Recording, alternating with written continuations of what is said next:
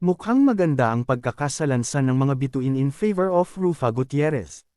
Ang dati kasing battered wife sa mga kamay ni Ilmas Bectas, ngayoy sinusuyo ng dating asawa. Plano kasi ng kanyang ex-Turkish husband na libutin nila ng kanilang mga anak na sina Lorraine at Venice ang Europe by train.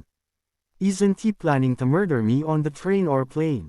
Biro ni Rufa. But joke aside, di hamak na mas maayos na kesa sa dati ang pakikitungo nila ni Ilmas sa isa't isa.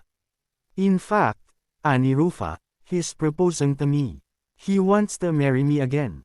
Pero sabay bawi, I don't think but he's courting again.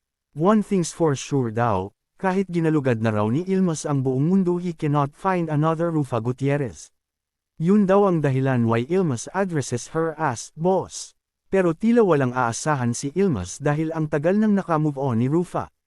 It's been 18 years na rin since she last saw Ilmas.